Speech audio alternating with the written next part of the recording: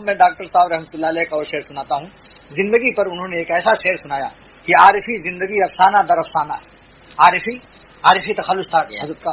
عارفی زندگی افسانہ در افسانہ ہے، صرف افسانوں کے عنوان بدل جاتے ہیں، صرف افسانوں کے عنوان بدل جاتے ہیں. بچہ پیدا ہوا، آج اس کی تاریخ حیات پر پیدائش کا سرخی لگ گئی، پھر اسکول جانے لگا، میٹرک کر لیا، بی اے کر لیا، ایم ایس سی کر لیا، چارٹرڈ اکاؤنٹ کر لیا، شادی ہو گئی، بچے ہو گئے، ابا بن گئے، پھر دادا بن گئے.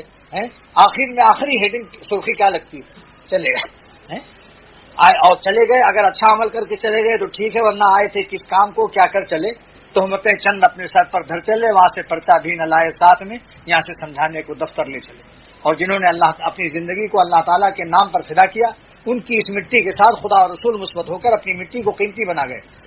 خواجہ صاحب رحمۃ اللہ علیہ فرماتے تھے کہ اگر ہماری آرزوؤں کو اللہ نے خاک میں ملایا، ناجائز آرزوؤں کو، تو یہ بھی تو دیکھو کہ مٹانے والا کیسا ہے.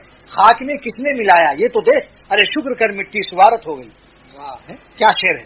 خاک میں دیکھو ہمیں حکم دینے والا کیسا پیارا ہے، جس نے ہمیں کہا یہ خواہش مت پوری، اس کو مت کرو، ایسی جگہ مت دیکھو. حضرت تھانوی رحمۃ اللہ علیہ کو ایک شخص نے کہا کہ جتنے دنیا میں حسن ہے یہ تو اللہ تعالیٰ کے جمال کے آئینے ہیں، تو آئینے جمال میں، آئینے جمال خداوندی میں شریعت کیوں منع کرتی ہے کہ ہم اللہ تعالیٰ کا جمال آئینے میں دیکھیں؟ تو کسی منع کیوں کرتی ہے؟ تو حضرت حکیم الامت نے جواب دیا کہ اگر 10 آئینے ہیں کسی مالک کے پاس، اس نے 10 آئینے بنائے اپنے جمال کے لیے، اپنے غلاموں سے اس نے کہا کہ دیکھو ان 5 آئینوں میں تو ہمیں دیکھنا، یہ 5 آئینے ممنوع ہیں، ان میں مت دیکھنا، میرا جمال ہے تو جمال نظر تو آئے گا، مگر اس میں دیکھنا مت، یہ امتحان ہے ان سے. تو اللہ تعالیٰ نے نامحرم عورتوں کو کتنے ہی جمال ہو وہاں منع کر دیا، ہمارے کو دیکھنے سے منع فرما دیا. لیکن ماں باپ کو دیکھو، ایک حج مقبول کا ثواب یہ آئینہ ہے. ماں باپ کو اکرام سے دیکھنا ایک حج مقبول کا ثواب. مشکات کی حدیث. کعبہ شریف دیکھیے، اللہ والوں کی زیارت کیجیے، اللہ والوں کو دیکھیے، اللہ والوں کے دیکھنے پر کیا انعام ملتا ہے.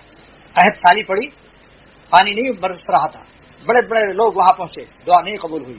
اس بستی میں ایک شخص عامی، اس کو لے گئے پکڑ کر لوگ. اس نے کہا اے اللہ میرے پاس کوئی عمل نہیں ہے، مگر میری آنکھوں نے بایزید بستانی کو دیکھا ہے، میں آپ کی رحمت کو اس کا واسطہ دیتا ہوں، میں آپ کی رحمت کو بایزید بستانی کی دیکھنے کا، میری آنکھوں نے ان کی زیارت کی ہے. اسی وقت بارش ہوئی. حضرت مولانا ابراہیم صاحب دامت برکاتہ نے اس قصے کو بیان کیا. دیکھا آپ نے، یہ ہے جمال. جمال تو وہ ہے، اسی لیے حدیث پاک میں جو آیا کہ جو لوگ ہماری محبت آپس میں کرتے ہیں، بے جمالی نہیں فرمایا، بے جلالی فرمایا. المتحابون بے جلالی، جو میری محبت، اللہ فرماتے ہیں کہ حدیث قدسی ہے کہ جو میری محبت میرے عظمت و جلال سے کرتے ہیں کہ یہ میرے اللہ کے بندے ہیں. حاجی صاحب رحمۃ اللہ علیہ فرماتے ہیں جب کوئی اللہ کی محبت میرے پاس سیکھنے آتا ہے تو میں ان کے قدموں کو اپنی نجات کا ذریعہ سمجھتا ہوں، کیونکہ عظمت الہیہ پیش نظر ہے کہ یہ میرے اللہ کے بندے ہیں.